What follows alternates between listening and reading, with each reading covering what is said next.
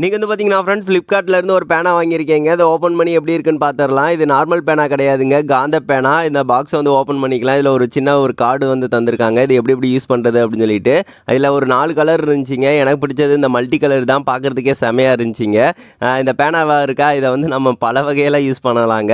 இதில என்னென்ன தந்திருக்காங்கன்னு ஃபர்ஸ்ட்டு சொல்லிர்றேன். இந்த மாரி குண்டு வந்து நெறையாவே தந்திருக்காங்க. எல்லாமே ஸ்டீல் தான். ஸோ இத வந்து ஒட்ட வச்சு வந்து நம்ம வந்து ஜாயின் பண்றதுக்கு. அது போக 2 ரீஃபில் வந்து தந்திருக்காங்க எக்ஸ்ட்ராவா. அதுக்கடுத்து இந்த ஸ்டைலஸ் பேனா யூஸ் பண்ணுறதுக்கு 2 இது தந்திருக்காங்க. இதை நம்ம ஜஸ்ட் வந்து இதை எடுத்து விட்டுட்டு இந்த மாதிரி வச்சோம் அப்படின்னா ஒட்டிக்கிறோம். அப்படியே வந்து மொபைலில் வந்து யூஸ் பண்ணுறதுக்குனா நல்லா இருக்குங்க.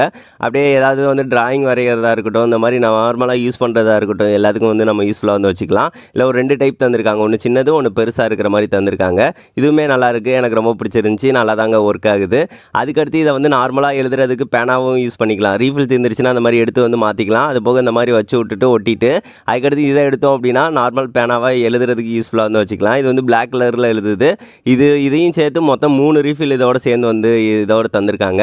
சரி ஓகேங்க. அதுக்கடுத்து மூடினா மேலேயே ஒட்ட வச்சுக்கலாம். அதுக்கடுத்து இந்த மாதிரி வந்து வச்சுக்கலாம். அதுக்கடுத்து இதை எப்படி ஓப்பன் பண்ணுறதுன்னா, இந்த மாதிரி எடுத்துட்டு நடுவில் வந்து ஒரு ஸ்டீல் பைப் மாதிரி தந்திருக்காங்க. அதை எடுத்து விட்டுட்டோம் அப்படின்னா இந்த மாதிரி எல்லாத்தையும் தனித்தனியாக கலட்டிடலாம். பாருங்கள், அப்படியே எல்லாத்தையும் எடுக்க தனித்தனியாக வந்துருங்க. இனிமேல் விளாட ஆரம்பிச்சிடலாம். இதில் எதுனாலும் நம்ம வந்து பண்ணலாங்க. அப்படியே அந்த ஸ்டீல் குண்டு இருக்குது பார்த்தீங்களா, அதெல்லாம் அந்த மாதிரி வச்சோம்னா ஒட்டுது. இதை வந்து அப்படியே நடுவில் வந்து ஒட்ட வச்சு ஒவ்வொன்றா நம்மளுக்கு என்னென்ன பிடிக்குதோ எல்லாத்தையும் செய்ய ஆரம்பிச்சிடலாம். சரின்னு சொல்லிட்டு நான் ஒவ்வொன்றா செய்ய ஆரம்பித்தேன். ஃபஸ்ட்டு மனுஷ பொம்மை தான் செய்யலாம் அப்படின்னு சொல்லிட்டு அப்படியே எடுத்து ஒவ்வொன்றோட ஒன்று வந்து ஒட்ட வச்சுக்கிட்டே இருந்தேன். அப்படியே ஃபைனலாக செஞ்சாச்சுங்க. பார்க்குறதுக்கே செமையாக இருக்குல்ல. இதை அப்படியே ஒரு ஸ்டீலில் ஏதாவது ஒன்றில் ஒட்ட வச்சோம் அப்படின்னா அப்படியே நின்றுக்கிட்டு செமையாக இருக்குங்க.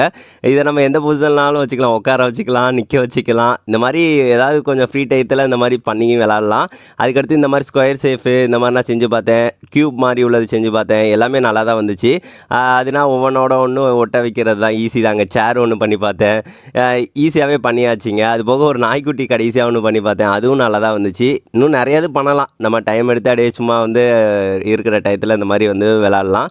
சரி ஓகே ஃப்ரெண்ட்ஸ், இது எப்படி இருக்குது அப்படின்னு சொல்லிட்டு மறக்காமல் கமெண்ட் பண்ணுங்கள். இந்த ப்ராடக்ட் வேணும்னு நினச்சிங்க அப்படின்னா வியூ ப்ராடக்ட்டில் தான் ஆட் பண்ணியிருக்கேன். வேணால் செக் பண்ணி பாருங்கள்.